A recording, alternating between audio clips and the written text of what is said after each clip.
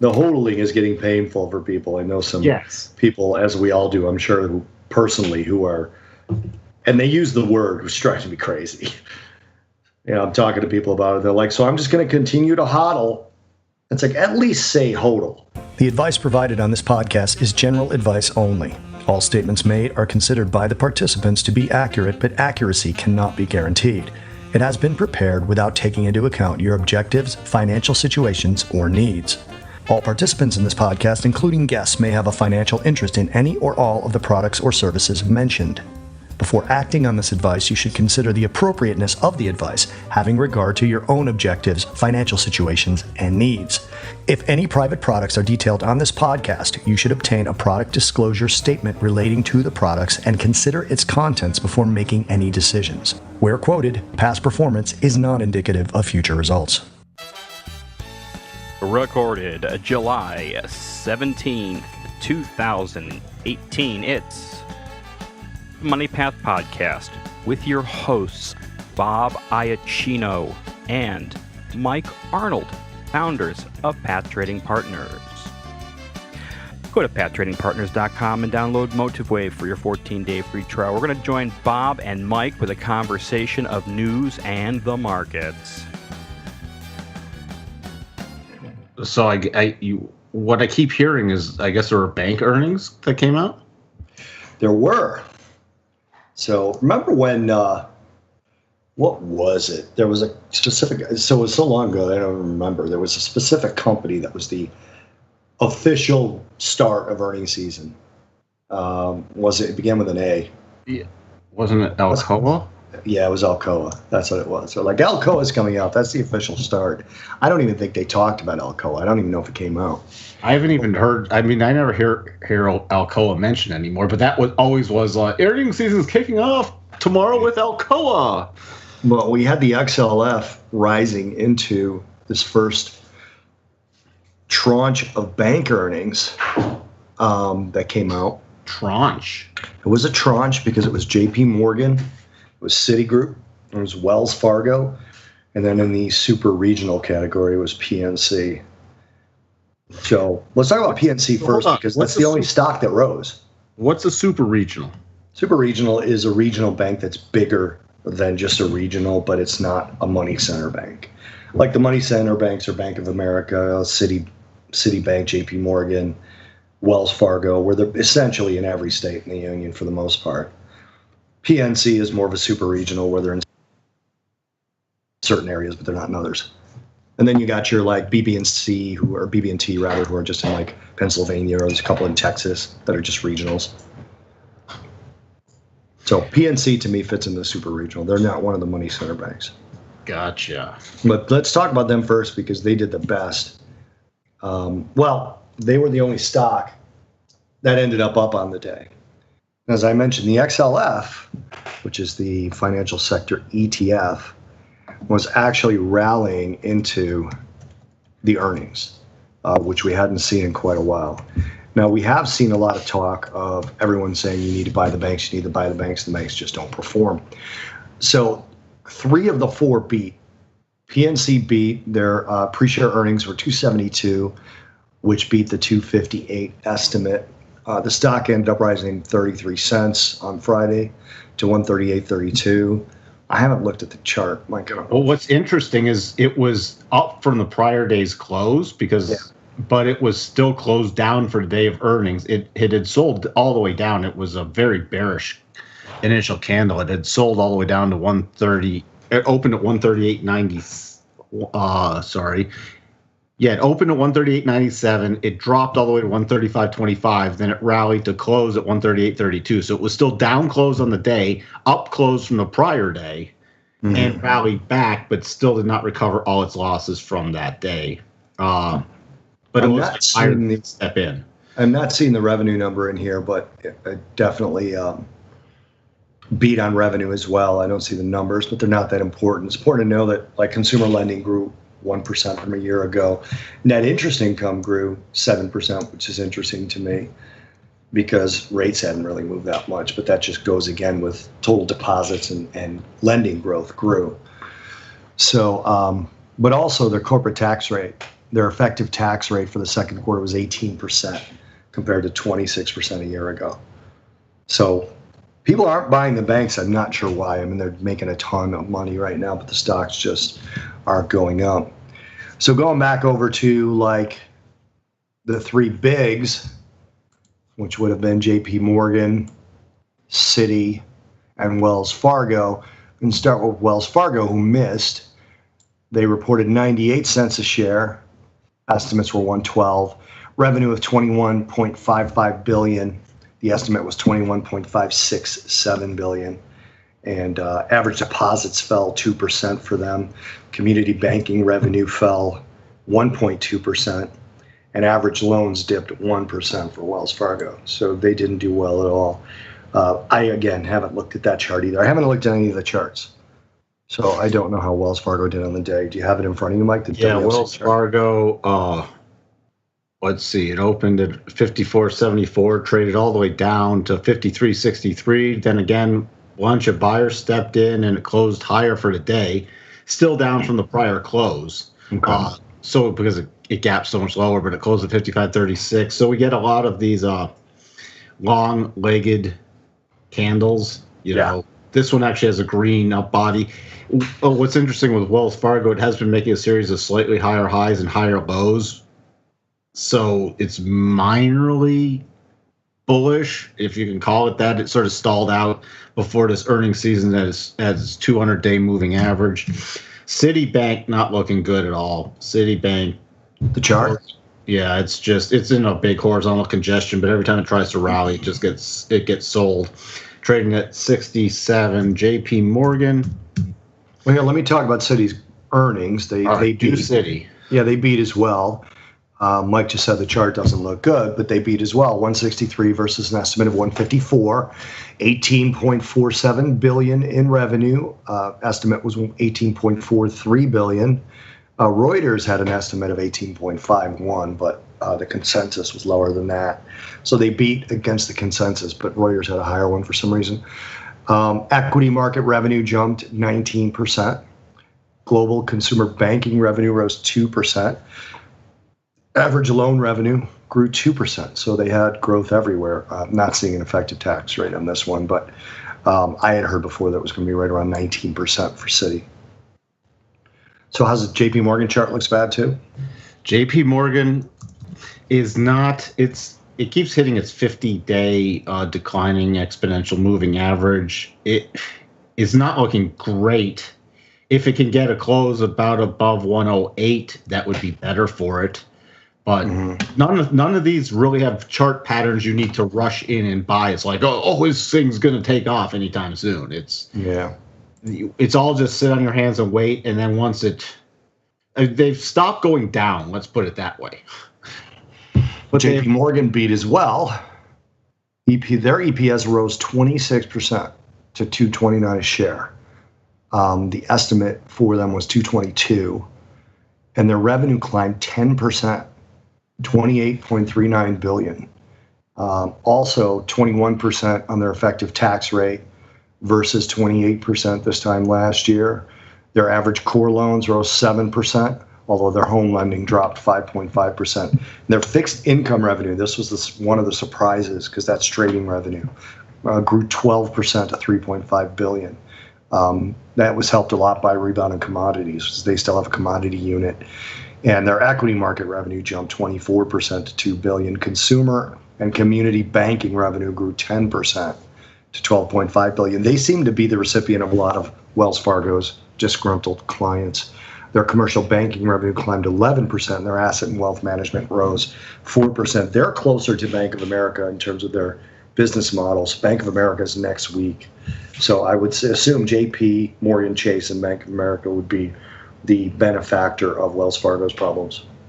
Yeah, just looking ahead at a Bank of America chart again, it's sort of stabilized its down move, but it's not looking bullish at all. It just sold off below its 50-day exponential and its 200-day simple. So it would really need to get above about 29.50 before I'd even be looking at it from a trade perspective. That's the bank earnings. I mean, we had Delta Airlines beat, but for the most part, all the focus was on the banks. We had a couple other stragglers, but the focus this week was on the banks. And the airline stock's not looking good either. At least Delta's not. They are not. It's again, it's looks like it's put in at least a temporary base, but and recovered a little bit from the upper 40s to the low 50s, but nothing to rush in and buy, at least from our perspective. Yeah. And how's Pan Am and TWA doing? What's the symbol for Pan Am? I took a phone call from Howard Hughes the other day. Really? And yeah. And Juan, whatever his name was, the guy who owned Transworld. Did he want your Juan, take what was his name? Juan what? Does anybody remember his name? Juan Valdez? No. Not Juan. Okay. Not Juan Valdez. Juan Tripp, I think his name was. Yes. Was it Juan Tripp? What's amazing is there's a Pan Am terminal, or is it a TWA terminal in New York that has been untouched since like the late 60s or mid 60s. That's awesome. They built it, and then basically the airline folded, and they said, we got to shut this entire wing of the airport down. And you go in there, and they hold events in there. And it's That's just cool. It's unbelievable architecture also. That's really cool. I want to go there.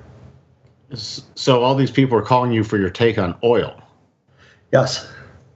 That's what I figured. Because we had a mass, what would they like? Wednesday was a massive sell-off. Yeah, it was almost 4% lower on Wednesday. Yeah, what happened with that? I think what people miss when they look at crude oil a lot is that crude oil, one of the things I love about it is that it's so supply and demand focused, right? Now, everything is, but people focus on all kinds of outside factors in other markets that you don't necessarily have to focus on in commodities. Crude oil is supply and demand. But in that, people being what they are, people forget that the demand is important as well. So we have crude oil is very much a market that is used to supply disruption, and we had a couple of those. We had the Syncrude, the company's called Syncrude Corp. In Canada had some pipeline troubles, so they shut down 350,000 barrels worth of pipelines, holding that out of the market. And then we had a force majeure in Libya, where militias took over a couple of ports, so Libya claimed a force majeure and actually stopped pumping oil. So it's close to 1 million barrels a day and 150,000 and change being pulled out of the market. So you decline of Venezuela, and then comments by President Trump that Iran he expected allies to get to 0 barrels from Iran by November. Now, Secretary of State Mike Pompeo backed those up a little bit, and then so did the White House, where they basically said, well, look, we're just saying we want to help everyone get to that point. So that one wasn't as big a deal. So you take all that off the market, and crude oil rallied prior to that Wednesday sell-off. Now, that Wednesday sell-off was really a function of Libya going back online with the majority of their barrels, but the acceleration didn't really take place until the White House and the Commerce Department announced and released the second list of potential tariffs on China, 200 billion worth. Well, then everybody said, wow, what's going to happen with demand? And that was kind of the key. Now, there's demand estimates put out by the IEA in Paris. That's the International Energy Agency or Administration, not sure which. And then the EIA, which is the Energy Information Agency that's in the U.S. government, they put out demand estimates, and all those demand estimates have been climbing. But where you really see demand on this side of the Atlantic is in the refinery utilization figures that the EIA releases every single week. Everybody looks at crude oil draws and crude oil builds and gasoline draws and gasoline builds, and that's all fine. But when you start to see refinery utilization get above 95, and I've probably talked about this before, that's basically full capacity for refineries. That shows current demand at this very moment, how hard are the refineries being pushed. So 2 weeks ago, we'd gotten to 97.5% of capacity being utilized. To give you an example of what that is, that's the 36th highest number. since the EIA has been keeping records. That goes back to 1990, and when you consider that's weekly, that's 1,445 data points. So the 36th highest is actually pretty high. Takes it almost to the 98th percentile. So that's very high, and it's considered unsustainable in physical crude. Now, we'd seen a fall from 97.5 down to 97.1 and then 96 and change. And then right at that point is when the White House released this list. So the world essentially said, wow, demand is going to drop off to nothing, combined with Libyan supply coming back online. And there were some positive comments out of Syncrude in Canada as well. Originally, they said it was going to be 3 to 4 weeks. Now they were saying it was only like a week and a half to 2 weeks that they'd be offline. So all of that happening all at once is what drove us down as much as we did. We got follow through the next day, although it was small. And then Friday, we got a little bit of a rebound, but nothing to speak of. So it was definitely that factor, that demand factor. And people should remember that supply is like the speedboat and demand is like the ocean liner. Demand does not just turn around like that. But we were at peak utilization. It was unsustainable. And then we got that announcement. That's what caused it. So I don't really know from a fundamental perspective if a rebound is warranted. But certainly the Iran story is kind of, I think, the most important short-term thing. Demand won't turn around that quickly, even if the trade wars accelerate. What's your take on the trade wars? I mean, it seems that we keep just going back and forth with. I think it's the art of the deal. I don't think we're going to get to 250 billion in tariffs. But I do think President Trump is ready to dig his heels in because he's working with a very strong economy and a strong stock market. Even through all of that, the stock market didn't really sell off. I mean, it took a little bit of a breather, but didn't even really sell off. And it rallied higher when the market took it that the trade tensions had calmed down. So he's working with some pretty good, a pretty good backdrop for his base. And I think, people keep saying that these tariffs are going to hurt Trump's base. I don't buy that. I think that Trump's base likes that he does what he promised. And this is one of the things he promised. So I think they're going to come back to the table. And that was hinted at by President Trump, the White House, and some of China's economic advisors as well. Whenever I hear Trump's bass, I just keep seeing the president playing the bass. Well, I can't stand it anymore. Is it like a stand-up bass or an electric bass? I mean, is it like the old school bass where it's like dum dum dum dum dum? No, I see him as a jazz bass guy, with the hair sort of bouncing with the notes of the bass. Yeah, and he's a tall guy, so he fits next to a big bass. Why doesn't anyone say it Trump's bass? Now he's fishing? No, but you should release that toy from Morocco. You'll make a fortune. You know, I don't know how to do that transition. I was going to try to do something to Amazon that just keeps going up.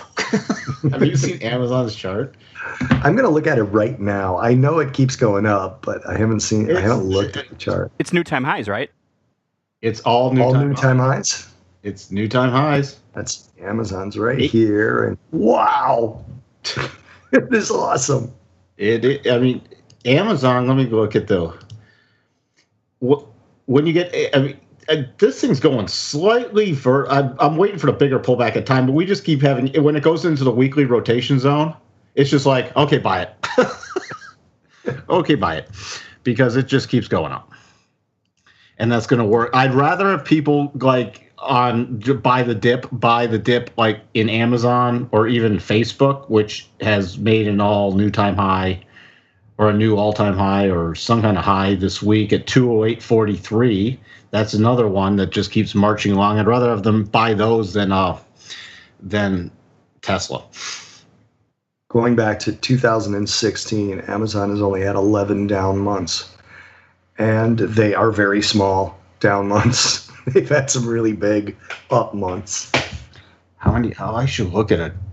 Well, what's not going up anymore? It looks like in the FANG whatever acronym we're using now. FanMag. Netflix looks a little toppy. Netflix is looking toppy. Yeah, Netflix has earnings next week too, so it's going to be interesting. That's going to be interesting. Yeah, what's it? What date is that? On the 16th after close. So after hours in the morning of the 17th, we should see with Netflix, but it's going through sort of a dispersion pattern. It's retested its most recent highs, just shy of retesting them, and now sold off again from them.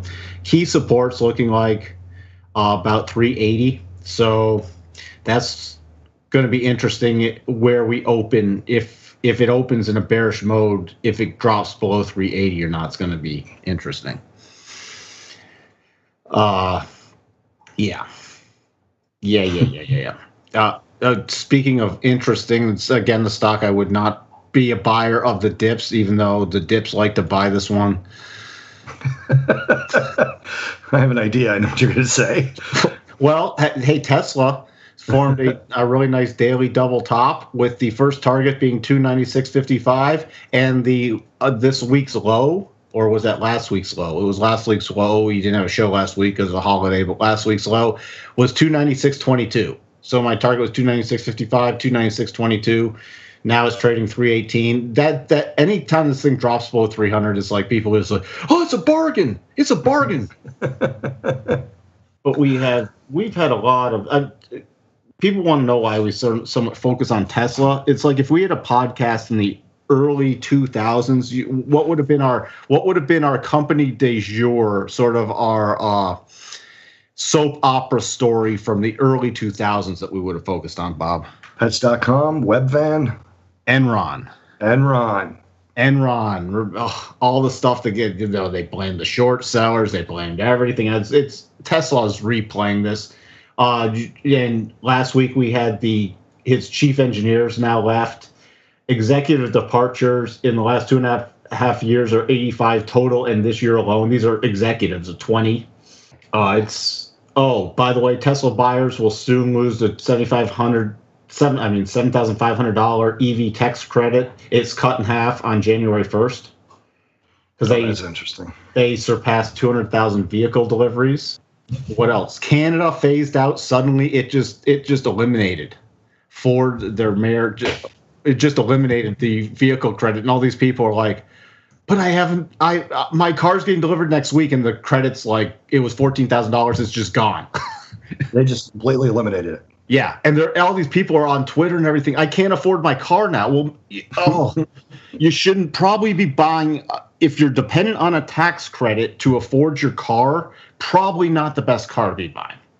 I'm looking at, I think I've got in front of me like their last 10 earnings releases, and just looking at EPS, right? 48-cent loss, 58-cent loss. What's this other one? A 87-cent loss, a 57-cent loss, a $1.06 loss, 71% profit, which by the way didn't rally much on. 69-cent loss, $1.33 loss, $1.33 loss, $2.92 loss, $3.04 loss, $3.35 loss. Yeah. So going all the way back to approximately September of 2016, they've essentially, what is that, Mike? It's almost a 10x on their losses, almost. Yeah. Their per share losses. Yeah, it's getting interesting because there's some. Oh. I don't know if people saw this. You remember how they've always touted the $35,000 car, even on the website, it's just not available yet. They've taken off all pricing at $35,000 off the website. Right. It just says standard model coming in like 6 months without any pricing information anymore. Wow. And you can go on and order Teslas if the performance, the rear wheel drive or the all wheel drive, you can order them, and there's people, you don't have to put down a deposit anymore. If you just order them, there are people ordering them and getting like VINs within 2 days now. Wow. So what happened to all their backlog? And that's a huge speculation, but Tesla just keeps hanging out, above that 300 market cap per vehicle produced, updated. Did you take a look at the chart in the show notes? Hold on, my screen because went dead. And even Elon tweeted, we're after they produced their 5,000 per week, doing their burst build, which was just fixing a bunch of the broken cars already in the parking lot. But well, their market doesn't cap show. per vehicle produced, let's put it this way, 534,000. Jesus. BMW's next at 24,000. Then Toyota at 23.3. I mean, again, just looking at from the day they turned a profit, they have been straight downhill on EPS. Wait, Mike, I want you to say this word. What's the lowest cost market cap per vehicle produced? What company is that? Dongfeng. It's a Chinese company, Dongfeng. I'm going to get my Dong. Hey, Suzuki. I didn't even know Suzuki still made cars. Oh, yeah, they're just not here anymore. So yeah, so even if Tesla doesn't go to zero, it's not sustainable at the $300 market. Even if they doubled let's just say they doubled deliveries, you're still, and will cut their market cap per vehicle produced in half, you'd still be running at, we'll call it 265,000. Even if they doubled their vehicles, if they tripled, they'd have to go what, tenfold to even get it out of the clouds. So yeah, that's what's so bizarre about this. And we had Elon sending his makeshift submarine to try to rescue the boys in Thailand, which was summarily rejected. What was that all about? It was a publicity stunt. It was a chance for him to go to Thailand and do things he probably wouldn't admit in public. Did you see his little thing on Twitter? How he wants to, anybody who has EPA lead levels in their water supply still in Flint, Michigan, above the state, he's gonna fix that too. Yeah. I think he's going for goodwill because the guy who left, who he's suing, Martin Tripp. Yeah. Who blamed as a saboteur, is now one of the top SEC lawyers to take whistleblower cases, took his case pro bono. Wow. SEC, and the guy's tweeting out the information. I have no position in Tesla. This is what the guy said. But with the information I've seen that that Martin's provided me, it's a short. He said that? Yes. He's like, and people are like, you're just trying to talk to stock. He's like, I don't care if the stock goes up or down. It's just this is damning information. Tesla is screwed. Wow. It's pretty amazing that Tesla's, the GA4 line, the tent, is just like the Dreadnought, which is all robots inside the building itself, and he's doing it with just forklifts. Oh, I texted you that video with the forklift carrying the car across the tarmac, and it's like bouncing. And people are all complaining. They're getting their Model 3s. They're like, why is the underbody of my car all scratched up? The car is still on the painting sled. Maybe because it's being hauled across by a forklift bouncing through a parking lot. Oh, so this is the Enron of the 2010s. This thing's gonna blow up at some point, and it's gonna be a funny thing to watch. I wonder what the puts are going for, like what the volatility on the puts are, because you can't sell calls on it, right? I mean, it jumps up in people's face too much. Yeah, and you need to go longer dated stuff. Yeah. Just because this thing's going to keep getting propped up, because you have the fanboys just keep rushing in, and they're just going to keep doing it until one day something's going to happen, something's going to come out, and it's just going to die a painful death, and then it's going to be all over. Even if they don't go bankrupt, which I don't know how they'll get knocked without massive capital raises, but if you're under SEC investigation, you're not going to be able to raise capital. Nobody's going to touch that one. Well, is there a comparison where Enron had like 3 floors of their building devoted to an acting show of people trading energy futures? They had their fake trading floors. And then there was Theranos that had an entire laboratory that was a fake job to try to sell their DNA scanning. Their blood test. It was the blood test, Theranos blood test, which could diagnose all these things, and it couldn't even diagnose one thing correctly. And people are believing this tent is really making an $80,000 car. It's interesting. So, yeah. So that sums up our Tesla news. We didn't, again, have a show last week, but we had FMOC minutes last week, Bob. We did. Any quick takeaway from that? Yeah, essentially. So the FOMC minutes, the meeting took place before the tariffs were really center news. So there wasn't much from there that you can take other than they were very comfortable with the economy, where it was, and their path of rates. There was much discussion around 4 rate hikes this year versus 3, but none of the discussion was really. It was almost like very much a consensus about what they should do. I would point to Jerome Powell's statements this week more so than even the prior week's Fed minutes, because this week he said he sleeps very well at night, considering how the U.S. economy is doing. And he said that he thinks rates are currently appropriate. He is a little bit concerned with the tariffs. So it's just that, this FOMC minutes, some participants raised the concern that a prolonged period in which the economy operated beyond potential could give rise to heightened inflation pressures. That's something from the minutes. Now, I don't know if they're just old, they're just coming to these conclusions because they're stuck in those conclusions. But why these guys don't see the structural change that's happening with the low productivity. People are making less in less work. And that is not a formula to create inflation in any way, shape, or form. People make fewer goods doing less work with more help from robots and machinery and computers than they ever did before. There's no inflation pressure. There's no wage pressure because there's not enough skilled labor to take the jobs where the wages would be fought over. So, some of the things they said, recent fiscal policy changes as supportive of economic growth over the next few years, and a few indicated that fiscal policy posed an upside risk, meaning a risk that could generate inflation. I think the Fed has much more power to slow the economy than they do to boost the economy, just by evidence that it took so long to boost it. Very, very interesting. By the way, could you fill me in on the latest Brexit stuff? Because there's been a bunch of stuff. I know it ties in with Trump's in this somehow, but he's really not. We got May. We got Theresa May. We had key people leaving.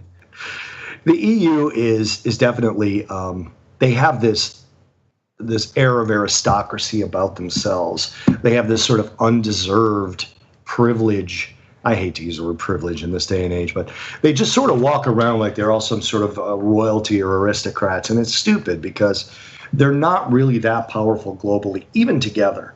It's really all Germany. And even Germany itself catches some of a tailwind from the Eurozone. Because everybody wants to do business with the Eurozone, which is essentially doing business with Germany. So Germany benefits from the Euro more than anyone, even though they're part of the reason it's being propped up. It's Germany's economy that keeps the Euro propped up. But, when they say, I think all Trump did was say the people aren't really getting what they wanted. I don't think he's wrong. I really don't. We don't do politics on the show, so fine. But he's just, when the news came out and said that he dissed Theresa May, he really didn't. He just said, I think Boris Johnson would make a great prime minister. I bet you Trump, if you asked him who would be a good president, he would say so, even though he's president.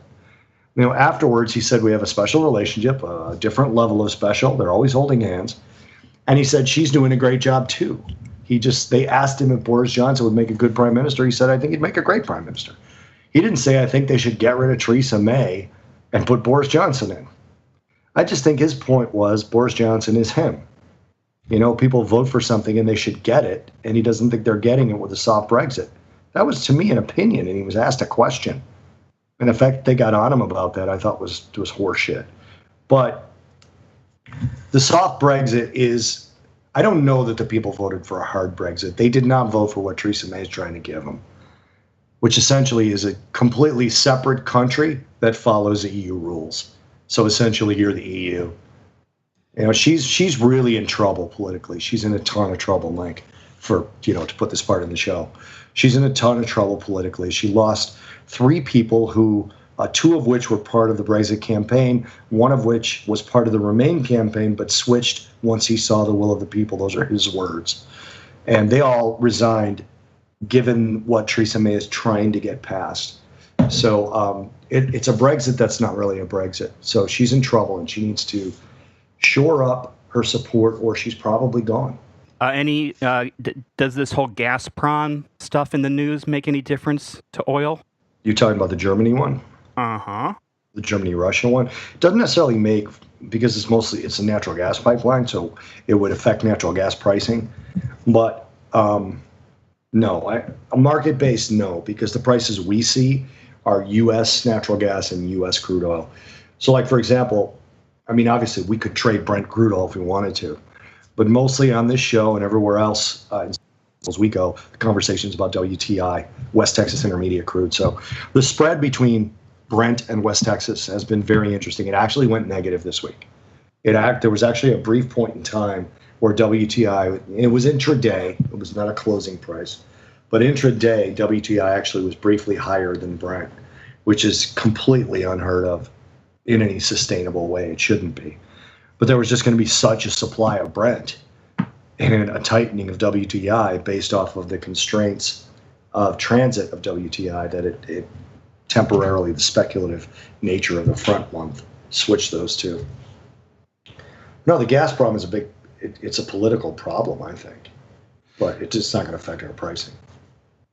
Hey, can I jump back to you were talking about what's going on in Great Britain? Yeah. We had a massive double top on the pound. Mm-hmm. We talked about that on the show because I have it on my chart with the full target being 130.51. Mm-hmm. The low, what was that? Was that last week or the end of the prior week before? I didn't mention this, but the low was 130.50. So the full target hit on that double top. Yeah, we'll call that one target hit. To the within a penny. Ooh, I hate when it's that accurate though. Oh, it looks like the pound might have put in its low for a bit based off of this. It really snapped back Friday. You know, it tried to retest that 131 level and rallied back really hard. And it seems that there's a lot of key support right at this 131 area. Mm. So I'm watching to see if we can get a close above 133.63. That's my line in the sand to go into somewhat of a recovery mode. Now, what were you saying, Stafford? In other news, Apple released new Macintoshes. Nobody cares. Thanks for listening, everyone. I'll cut around all the political stuff, of course, like always. You know how I do it. Keep it safe. Apple. Hold on. What's Apple stock doing? I haven't checked on Apple stock in a couple days. I should have, but Apple stock in our doing well. Well, it's still off its most recent highs, 194.20. It's up from the most recent lows. Mm-hmm. But it's sort of in this consolidation period. We came off the it dipped right into the rising weekly rotation zone and prior resistance becoming support. So it was a nice little buy signal there. It has to get above 194.20 though. That's going to be very key resistance. Yeah, nobody cares about the new Apple computers. Yeah, Apple doesn't need to be releasing $6,000 notebooks right now. What we need is a $500 Macintosh that is unbelievably fast. Well, not everybody's going to rush out and buy a $6,000 notebook. Well, and don't they have to replace all their keyboards? Yeah, the class action lawsuit nightmare. The keyboards are a total disaster on those computers. And then that's our Apple news. Oh, and in crypto news, which is covered on our YouTube channel constantly. Where's Bitcoin trading as of right now? Recording this on Saturday, 62.82. Bitcoin in a sideways consolidation, still against the daily rotation zone. Yeah, it tested 6,080 again, but boy, Bitcoin can't. A lot of these cryptos cannot get any traction right now. They just cannot sustain a rally. It's big coming in on everything.